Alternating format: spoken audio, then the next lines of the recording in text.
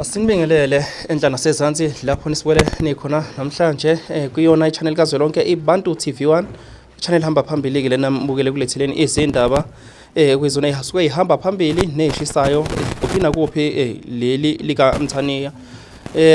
Siyanicela ke ngokukhulu usithoba babukeli ukuthi njengoba nisabukele nje sicela ukuthi nisebenzisane nathi kwinqobo mgomo nendlela esebenza ngayo while you are watching. Njengamanje sicela ukuthi uyilike i-video uphinde usubscribe ukwazi usubscribe lokho kuyasisiza isikhuthale siqhubeke sikulethele izindaba okuyizona ezicathi sizojabulisa wena nezithinta wena njengesakhamuzi saseNingizimu Afrika.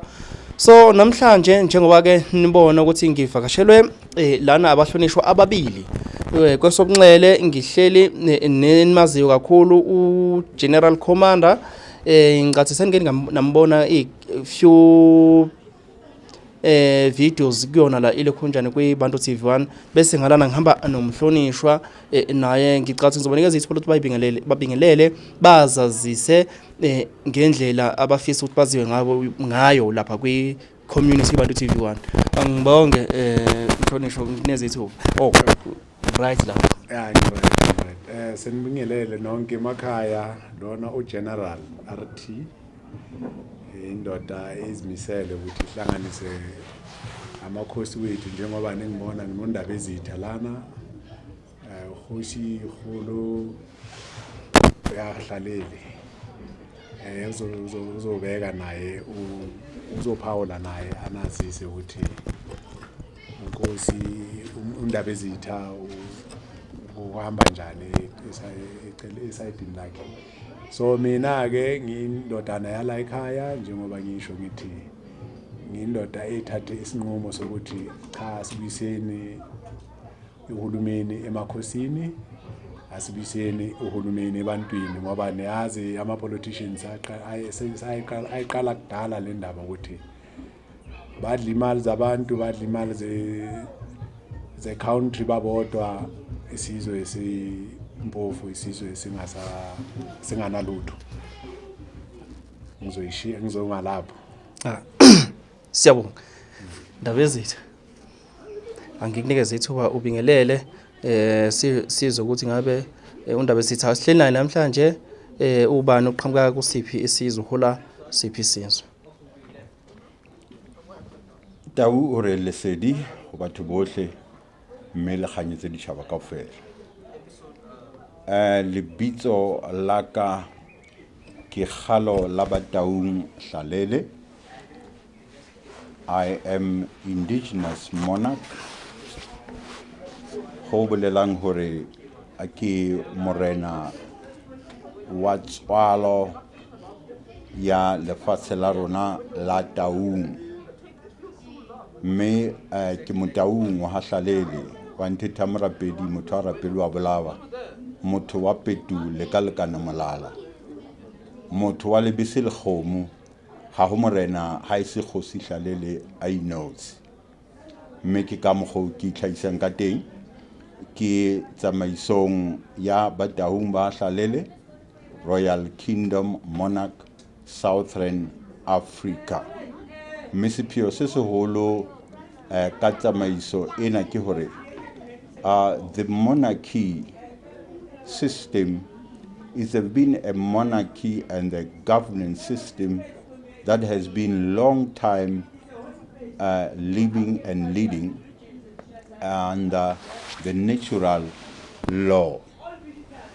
I can just stop there and then we'll be continuing with our conversation, and I will elaborate the natural law, the indigenous laws, indigenous living, that is the system that controls by people and lived by people, that is traditional, cultural and rights.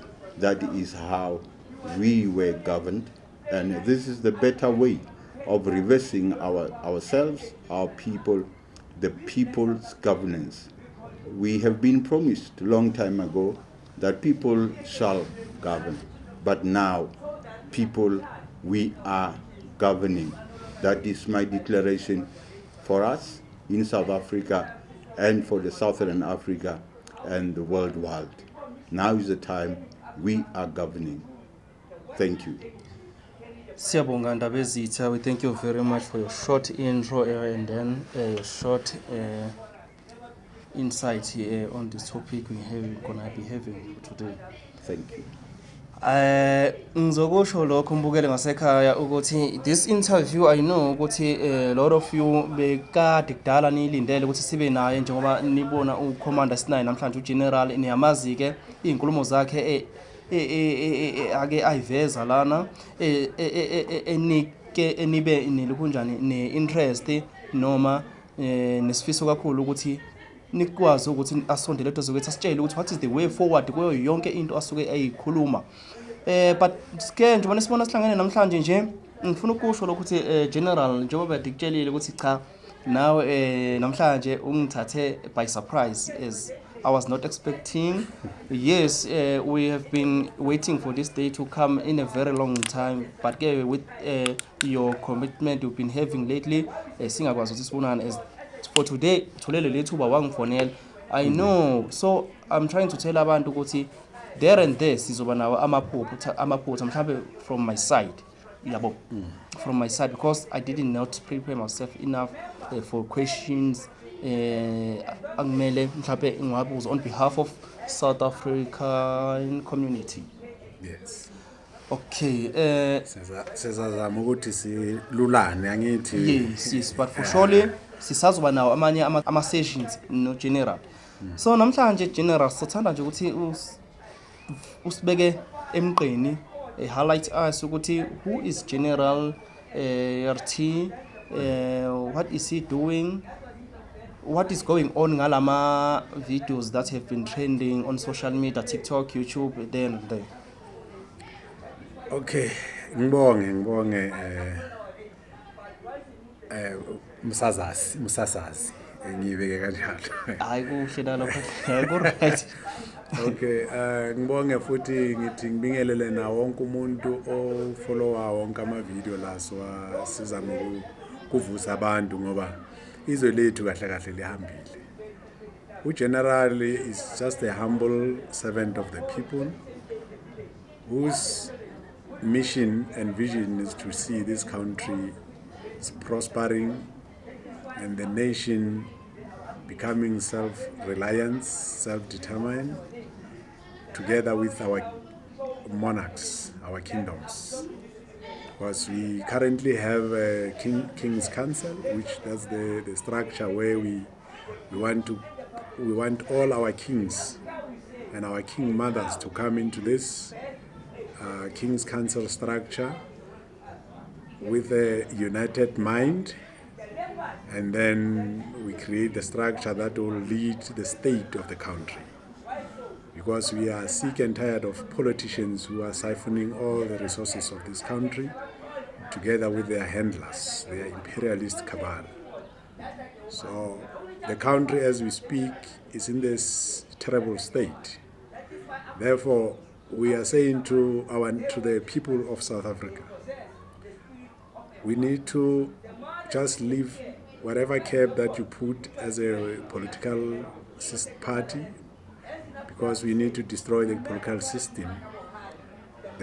system that is enslaving all of us. So part of that journey that we are embarking on is to ensure that South Africans rally behind the revolutionary movement of South Africa as a military movement. This is not a political party, it's a military movement where we mobilizing the South Africans to come together, and then we start taking power from the politicians. It's been 31 years, nothing has been done, nothing has changed, things are getting worse. Therefore, we're saying we cannot be suffering together with our kingdoms, because the kingdoms, if we remember very well, they are the custodian of our land, they are the custodian of our indigenous animals, plants, you can name them. That's why we speak people, animals, and nature. So our kingdom are the custodian of that. And so we, as the revolutionary watchdogs, we will be leading the business called governance. There is structures in place. There is our African custom socialism, which is the blueprint that will be governing this country as part of going forward. So, but currently, for us to realize that, we need to come together as a nation and then stand up against these politicians and remove them from power. And then we take over as our monarchs are ready, and us as the revolutionary watchdogs who will be running the country, making sure that all the citizens benefit from the mineral resources of this nation, of this land. All the citizens have a say in how the country should be led. I thank you. Alright, hayi ngiyabonga kakhulu ukuthi usibonise usicacisele ukuthi uze ngani namhlanje njengoba ungifonelile namhlanje nje sina le meeting esinayo namhlanje. Siyathola ukuthi ngabe yipi indlela ofisa ukuthi kusetshenzwe phezukwayo njengamanje. Ngicela ukubuza ukuthi this military movement which is working on changing the government system, who is leading this military movement? Yes. Currently, the leaders of this military movement, we have a team of 20 soldiers. And then we also have our monarchs that are leading that will be leading the state. All right. The state, we're talking about South Africa as a state, because in every country we have two structures we have two structures. The first structure is the state, and the second structure is the government. So the state, that's where we're talking about permanent entity such as land. We're talking about your seas, your rivers, your mountains, your... Okay, ithi ngibeke kanje le ndaba so ukuthi sizokwazi ukutholana kahle ukuthi sikhuluma ngani. Sicela wonke umuntu wala eMzansi la ekhaya ukuthi esinisixhase nesinikeze isupport yenu kahle kahle ukuthi sikhona ukususa lamasopolitiki emandleni, sinike amakhosi wethu amandla, ngoba yonke country mangasithi wonke ama country masithi sowabuka kunama structure amabili, enye i-state enye i-governance or government. So ke thina sithi amakhosi kumele baphathe i-state, kube yibo abantu abaphatha into ezifana zomnotho, baphathe into efana nomhlaba nakonke kwala ekhaya kumele uncede abantu bala ekhaya. So ngithi yithi abantwana bala ekhaya sizimisele futhi sithathe isinqumo sokuthi ufanele sigijime ngalento ukuthi susela amasopolitiki, ngoba amapolitician badla nabantu bale eMntshonalanga. Thina basinakile, ayikho into abafuna ukusisiza ngayo, banotha babodwa, and then bayenza isiqiniseko sokuthi abantu abamnyama bahlala bampofu, bahlala banganalutho, bampunga. So into sisho sithi siyacela ke abantu bala ekhaya nina nonke iSouth Africa yonkana sizomemezela ukuthi siyanini kubo lamasela siyobasusa lapha eParliament, siyobasusa futhi nase-Union Building. Leso simemezelo siyeza, kodwa ke siyacela sithi sisupportini mase sikhuluma leyo nto, sisenza leso simemezelo, ngoba awusizi thina kuphela, nani niyasiza ukuthi nikwazi ukuphuma kulesimo siphakathi kwazo. Namakhosi wethu nawo angatholi ukuthi nabo bafana nathi phela. Ngike nabona phi amakhosi nawo aphethe kanzima njengabantu babo. Hayi cha, lento mele sisukumele ngenyawo sazi ukuthi siyilungise ize ilunge. So siyacela umphakathi, siyacela wonke umuntu sithi namasosha nani sendafu siyanicela ukuthi namaphoyisa futhi nithi sithi ukuthi nibe ngamaphoyisa nibe ngamasosha ningabahlali bala ekhaya. Asisukumeleni le ndaba le. Ngeke ilizwe life kangaka nibukele. Hayi cha. Sincedisane siyibambe le ndaba siyilungise. Yonke into ekhona nomlando ukuthi soyiphatha kanjani lelizwe sinceda abantu bakithi. Kunjalo sibona. Yebo. Manje lana my general ikhona okay ake ngithi khona la ekwaveza khona ukuthi we need to march or we need to take out the current government or government okhona njengamanje so that a new government will roll kade soshilo ukuthi hayi we need to take this Politicians out. This government to monarchic kingdoms. Yes. So iziphi indlela esikhona njengamanje ngoba abantu abafuna ukwazi ukuthi iziphi indlela ezosetshenziswa ukuthi aphume ugovernment okhona manje kwisystem kusebenze ugovernment omusha ngoba as you propose ukuthi there's a new system that must be used la sophatha khona umhlaba uzowela emakhosini and then you're saying ukuthi amakhosi azophatha umnotho wala umnotho sothola kuma minerals sothola kuma resources kuma natural resources in short. And then bese ukuthi ugovernment noma political government yona izophatha political leaders will lead on government. Izohlangana kanjani lento izosetshenziswa kanjani le? Okay, asikhulu siqale ngestate. Istate amakhosi wethu. Yes.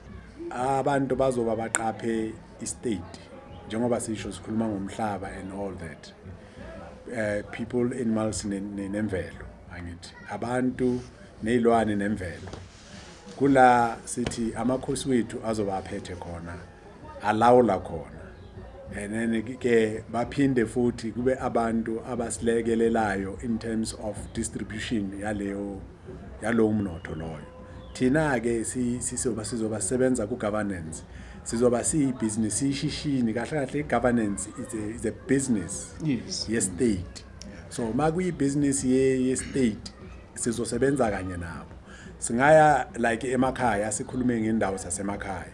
Emakhaya ngeke sibe nekhansela. Ikhansela umuntu uzophatha induna namakhosi yibo bazophatha indawo zasemakhaya ngoba ngabo abantu abazi kahle ukuthi emakhaya kufuneka ini and futhi emakhaya abantu baphathwa kanjani bancedakala kanjani.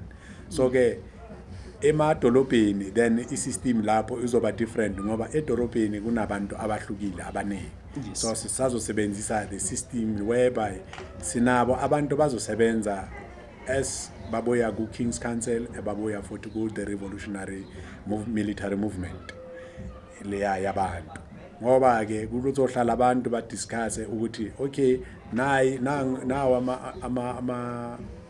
indawo sifuna ukusebenza kuyo sisebenza kanjani indebeni zama budget and all those things, those nitty-gritties zehulumeni. Kodwa lento isystem le sinayo manje bathi iIEC leyo so yekhansela all together ngeke sasebenza. No, yes. And ngeke abantu bayofola iline bafolelana iline sikhuluma ngeservice not ukuthi abantu bayofola iline bavotele umuntu ozothatha imali adla lokwahlala le nabelungu aphumile ebantwini. Sifuna umuntu uzohlala nabantu mangabe abantu bayakhala bakhona ukuthola uncedo. So insebenzo zethu phakathi kwamakhosi nathi ama revolutionary movement sizoba sebambeni ngaleyo ndlela leyo whereby siyalekelelana. Amakhosi sizoba angithi masibheka istructure samakhosi sikhuluma ngama monarchs, kings, paramount chiefs and indunas. So that is the structure samakhosi lezo. So ngapha ke igovernance sizoba sikhuluma ngama prime ministers. That means the president izoqhamuka from the King's Councils. That means amakhosi kumele kube yibo abantu abeza ne-president ezorana yonke into esebenza e-parliament. That has to do with legislation and parliament on its own. And then thina-ke soba sisebenza nge-government siguqula isimo sabantu. For examples, let me just give you a background ukuthi soba senzani. Yes. I-background ila. Uma umntana wakho ana 18 to 25 years, military kuzoba compulsory. Wonke umntana uya ku military training from the age of 18 to 25. And then from age of 26 to 40, not even 40, I said 35. Okay. Bazosebenza esiphoyiseni. Kuma bazoba lapha ku SAPS, bazoba lapha ku ama-metros and so forth. And then abantu abadala from 36 ukuya phezulu sizoba ne-massive rollout infrastructure development, sizoba ne-industrialization. Some of ezinye izinto ezingayenzeki manje njengoba sinani niyabona eziningi izinto ezingayenzeki. Abantu abazenzi le hulumeni ye-GNU ayenzi lutho. Into abayaziyo ukuhamba baye lapha eParliament bayodlala ngamagama baphikisana ngathi base-circusini, which is a circus actually. The parliament its own is a circus these days. Manje ke sifuna ukuthi silethe i-pride yabantu, i-pride yamakhosi. Abantu bakwazi ukuyichenya nge-country yabo nangekusasa labo ngoba bazoba nalo ikusasa. Ngoba uma i-country ingasebenzi, uma abantu bangasebenzi, i-country ayisebenzi, then siba nezinto eziningi engamelanga zibe khona. Yiko namanje uma uthi uyayibuka lento estradini sinengane babhizi ngedakamizwa, babhizi ngotshwala, babhizi ngezinto engamelanga ukuba babhizi ngazo. Why i-country le ihulumeni mangabe ihulumeni ilekelela abantu izimisele ukuthi isebenzisane nabantu le yanamhlanje le ye-GNU, kungani izinto emphakathini wabantu abamnyama especially kumalokishi nasemakhaya emaphandleni ayikho i-development. Kodwa mawuthi uyahamba uyabuka kulapha kuma-suburbs kula i-development iconcentrate khona. So sifuna ukususa yonke lento leyo. Asikhulumi nge-equality. Equality asiyifuni. Sifuna equity, because equity it means wonke umuntu ufanele afane. So yilento siyifunayo le ukuthi wonke umuntu ufanele afane. Kodwa thina namakhosi siyazi ukuthi lento le sinawo indlela yokuthi sisebenzisane siyilungise and ilunge ngendlela efanele. Ngoba ke amakhosi yibo abantu balwa, abantu bokuqala bokulwa nama-settlers mabathatha umhlaba wabo. So ngeke siyikhohle le umlando ojule kakhulu loyo.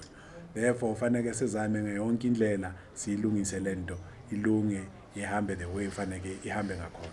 Amakhosi akhona nathi the military people we are here, then sithi nina abantu bala ekhaya sisabuye sisaphinda sithi sizomemezela ukuthi nisukume niphume nonke. Uma sithi siya e-union building niza e-union building nonke, akusindaba yelanga elilodwa leyo, until lama-hyena lawa kuthiwa ama-politicians asuka lapha. Nabo futhi sizomemezela mangabe abafuni sizoyenza lento ekuthiwa citizen arrest. Sinelungelo lelo ukubamba wonke lama-criminals kuthiwa ama-politicians. Sizo-activate nayo mangabe abafuni ukuyehla ezitulweni, ngoba into efunekayo ukuthi basuke ama-monarchs wethu, amakhosi bathathe isihlalo sabo, nathi ngapha singama-revolutionarist watchdogs sithathe isihlalo sethu. Sazi ukuthi siyakha a working government for the people.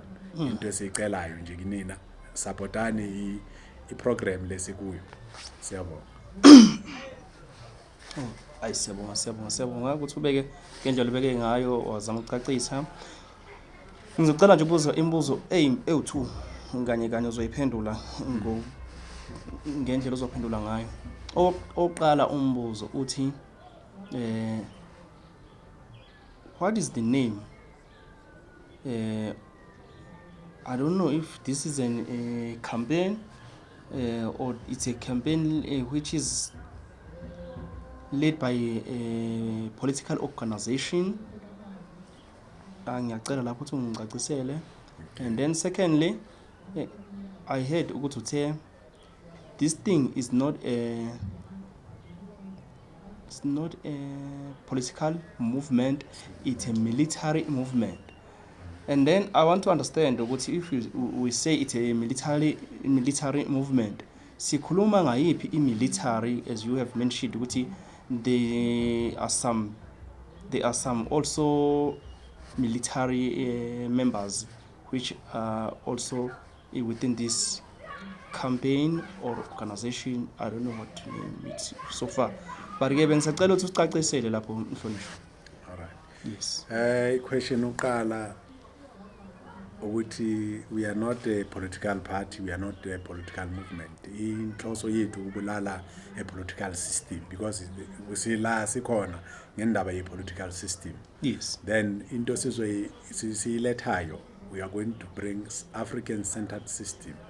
And African centered system is controller ngamakhosi nabantu namabutho kahle kahle singamabutho wamakhosi baka straight nje nezwisisi singamabutho wamakhosi wala ekhaya yiko sine King's Council isebenza ukuthi United Kingdom all wonke amakhosi wala ekhaya kumele abe imbumba abe ndawonye phansi kwe structure called King's Council. Yes. Our monarchs must come to that.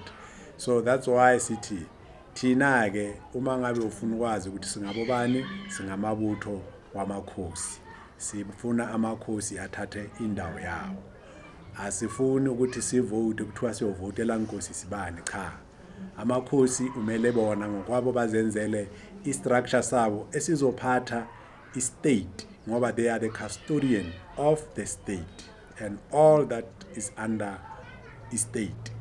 So ke umbuzo wesibini angazi ukuthi ngiyiphendule yonke. No, bungaka uphendule lo ebengifisa ukwazi ukuthi if uthi this is a military movement, which military we talking about now? Sikhuluma ngamabutho wamakhosi. That is the military we talking about. Singamabutho singimilitary yamakhosi. Ngoba amakhosi wethu awana security awana military thina ke si military yamakhosi or not the military of government system. Amakhosi are the governance, they are the custodian of the state. Okay, therefore when the amakhosi are the custodian of the state, we are the military of the state. Yeah. Which is the monarchs. Yayibona le ndaba la ihamba khona. All right. And then if ever this revolutionary or this initiative iyaphumelela, then umhlaba ubuyela kumakhosi or uphathwa kwezwe ubuyela kumakhosi, sisazoqhubekana sibe nomuntu othiwa uphethe izwe njengamanje kwi-political system sino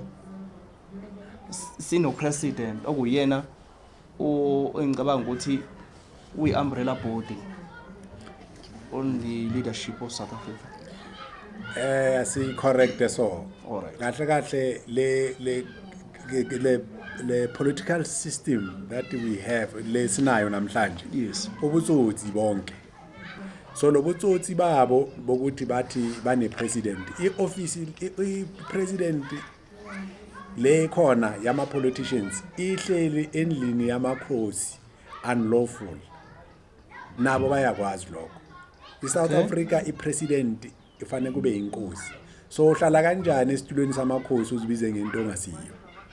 So ubutsotsi boqala bolapha fanele siyilungise leyo. ISouth Africa as a whole sizochangeana legama ngoba is a Southern Africa lento le. Kumele siyichange sinike le country igama.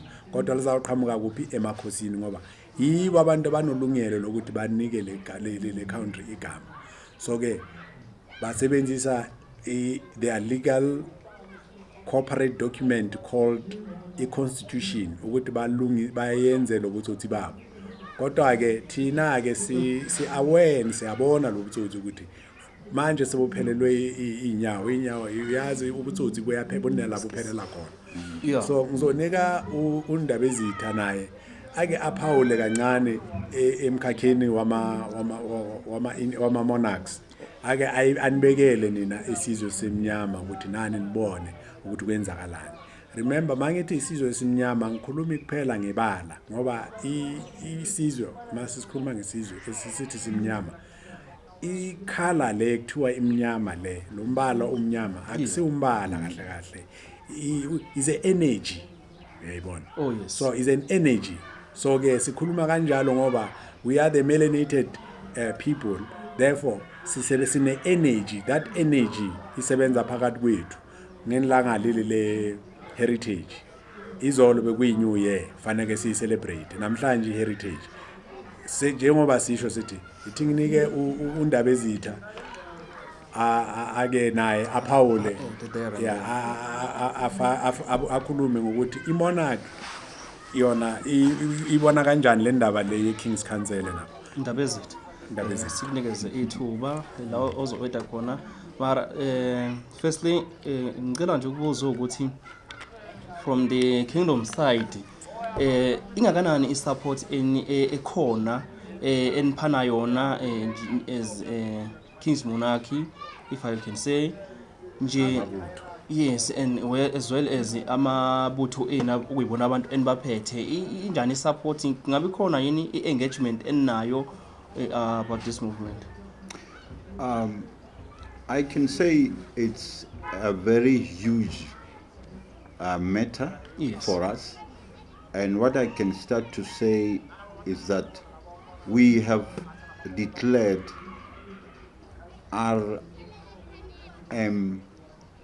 SA to be the rightful army for the monarchy. We totally agreed, and then we declared it as it is, and that's true. That is more than 100%. Oh yes. Yes. And then what I can say in a short space. Okay. Sorry. You have declared RMSA to be military. Yes. Okay. Who is the founder of RSMA, Ramsa, in short? And then, who is the founder? Where does it come from? What is Ramsa or RMSA? Okay. Maybe just to give a brief on this. Yes. The indigenous Africa identity has shown us, and it has been there for a very long time. For us, as a monarch, I know for sure that is the oral passing of the instruction and the way of indigenous living, and adhered under the indigenous monarch. Indigenous monarch revolves under the natural law. That is the supreme law of the world, not only in South Africa, because we are facing this. Oh, yes. Then what I want to explain in this is that as African people, Batho ba Basotho, and then we have these things that has been passed generation to generation up until now. Yes. Now we are having, because we believed in an oral way of doing things, because it is not only things that might be written down that are so true. Oh, yes. We know constellation of the planets. We know equinox, as today it is a very new year for us, and then that most of people are forgotten. And it might be the same question that where this started, and it might be a surprise to the people that didn't know that is existing. Now, coming to your question, okay, we have the pyramid in Africa. The pyramid it is the connection of the universe that is translated on the planet Earth through men and women of this planet, and the universe has made it in that way. Then when we look at the pyramid, it says there is a peak, there is a peak as it is, and then at the top there is a monarchy system, and comes to a kingdomship, and goes to the third level, of which is a chieftaincy or a paramount bodies of the royalties. Then it has been there for a long time. It is not today that being a monarch today, I'm starting the new thing. It's not a new thing. And then it's the whole system that gets its own protection, own way of developing ecosystem, developing cultural way of working and implementing everything that has to give a men and women, people of the world, a sustainable living with achieving all the goals because of the way and the practice of tradition, culture, and our rights. Then my answer to that is that Remsa is not a new thing. Oh yes. It has been there for a long time, but now it is a time that in everyone's spirit that has this in the marrows, in the bones, in the spirit, in the thinking. It comes to the mouth, it comes to the face of the earth to be known and to be acted. I cannot say Remsa or we as monarch, we started it. It is the evolution of this power system that is inherent power of the land, of the controls of everything that is existing. It is how this formation of Remsa is become, and the monarchies that has been there for the longest time, millions of years, even before the Egypt has been erupted. We've got the very same pyramid right here in Africa, South Africa. We got them, but the colonizers has never taught anyone or the student of nowadays, because they wanted to cover that we cannot have this knowing how and feel of what it is reality of the formation of the earth as it is. This is the first world. This is where a first man and woman has been evolved, the cradle of mankind. Okay. Alright, ngicela nje uku-add kumndaba ezitha la khulu ayishilo khona ukuthi iRamsa is a struggle saqalwa ngamakhosi oMbambatha, oHintsa, oSikhukhuni. Bonke lamakhosi alwa oMshweshwe.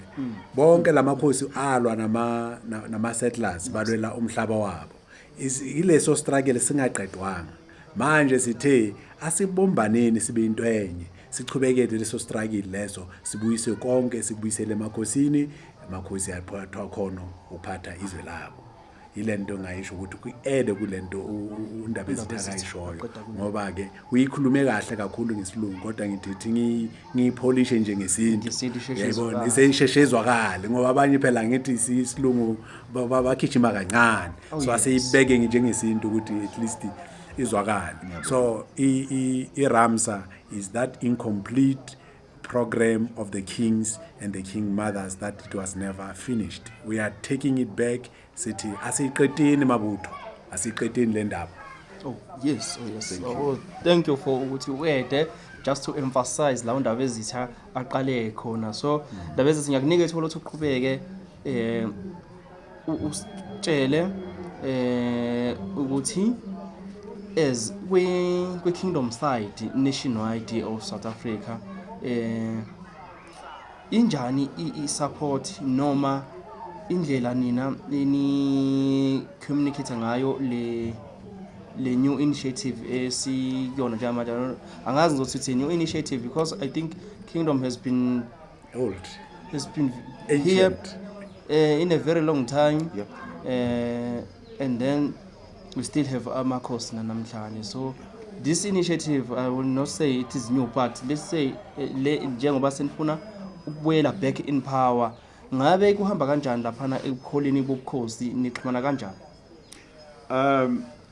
Seo nka se bolelang tsamaiso ena e tsamaya hantle haholo, and then ho seemo sa dintho tsohle tse teng hana jwale re bona kotulo e kgolo, re bona dintho tse kgolo tse etsahalang, not even only in South Africa.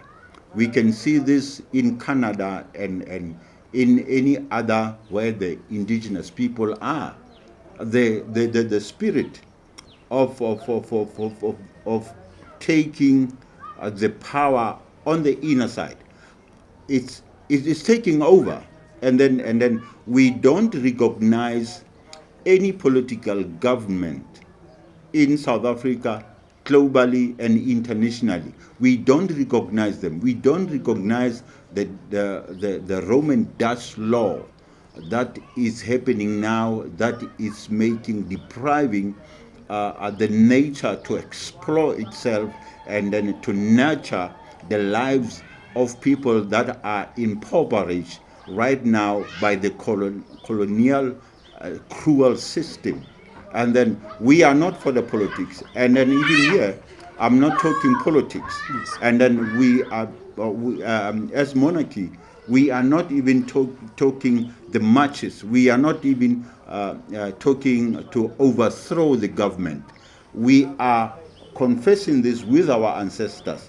We're spreading this with our spirit, and things will done by itself. We cannot command people to do anything else. But what we are saying now, we are reviving all the monarchies, 11 monarchies or 12 monarchies of South Africa, to be revived where, even if they cannot hear this video, but in their spirit, because we know how to talk in the spirit and to communicate with the very same ancestors that have been so powerful, that has ringed the continent with victorious way. They are in everyone who is living now. And then the very same spirit is awakening everybody. And then now the politicians and other people are surprised what is taking place, where is no arousal of every corner of the world. They don't understand. They want to polite this with the politics. It is not. Oh, yes. It is the time of the new revolution of power that comes from inside, that connects us with the atmosphere and the universe, a diverse spirit that making the world of peace, not the peace that is claimed by colonialism system, but the peace of having people to talk and to control their things. Self-determination, that is the first route, and then the second one is declaration of indigenous people, and the third one is the self-governance. People now, they are taking these 3 steps that not only legal but lawful according to the United Nations Declaration of indigenous people, and then it is a lawful action. It has been there for a longest time, but now the eyes and the inner men of our people are ready. That's why we're standing up. And then we are rising now with all people. As we speak, somebody is listening, even not with the voice, but with the inside, where the nature speaks. As the equinox is changing, we are changing with it. And we are in the live stream that will be unstoppable for the peace that will be doing and control everything that our own people have the right to use. Ayi, siyabonga ndaba ezitha indlela obeke ngayo uzwakele kakhulu on behalf of Monarchy Kings as well as chiefs going down to izinduna. Ngicabanga ukuthi ngicathi siyayivala manje ma general because isikhathi esinaso sincane kakhulu njengoba sithatheke by surprise ukuthi sibe nale meeting esinawo namhlanje, and I have to promise abantu ukuthi we still gonna be meeting and sibe nezinye izingxoxo esithinta abantu bakhona la eSouth Africa. Maningi vele ama-issue esinawo, but ngicabanga ukuthi I don't know if you still want to add something so far, then mhlambe closing remarks. Yeah, closing remarks la sitshela khona abantu ukuthi iziphi ezinye izinto esingathanda ukuthi bazilindele. Okay, izinto omele nizilindele abantu bakithi is that yabona okhokho abantu abama-pensioners, thina siwuhulumeni omusha sizoba sithika over, sizonika i-grant yenu sizoyinyusa izoba yi-6,000 rand, including ama-military veterans bazothola i-6,000 ye-pension plus 6,000 yokuthi bangama-veteran. So lezo izinto lezi sizenzeka, kodwa lento ukuthi yenzeke ufaneke nina nisukume nisupporte lento yenzwa ilamabutho amakhosi namakhosi, ngoba lento le imayelana nokuthi umuntu omnyama naye wala ekhaya aphumelela kuquke abe umuntu onesizotha, abe umuntu naye onesidima sakhe sibuyile, ngoba kwamanje ile country lenani niyayibona izinto azisebenzi tu. Enye into asinayo imali thina, siyazama nje kancane la sikonqosha khona amasentshana ukuthi sokhona ukumuva from wonke ama-province. Uma ngabe ungakhona ukuthi usize nakhona, please do so. Niyazi ukuthi ningithola kanjani, and then-ke siyasazi ukuthi nizosilekelela nalapho, ngoba ayikho lula le nto le, ifuna wonke umuntu asebenzisane, sonke sisebenzisane sibe imbumba sibe into enye. Ngiyancenga futhi ngisaphinda ngincenga futhi ukuthi asisukumeni leli country yethu. Mangabe asilweli lelizwe lethu siyolwela la kabani, yonke into isezandleni zethu. Si-support kakhulu le program, sisoke support kakhulu iRamsa namakhosi wethu, our indigenous monarchs through King's Council, and then sisebenze kanjalo. Mina ngithi salute. Hayi ngathi angazi noma khona lapho safuthi khona lezi. Okay, just 2 minutes. All right. And then it might happen that somebody is asking that what kind of a move or a rise that is happening. I would just like to remind the people that are saying that they know a lot about laws and whatsoever that the system has put. But I just want to explain with 3 lines what the system that we are using. We are in the natural law that is lawful. And then maybe somebody can ask, what is a natural law?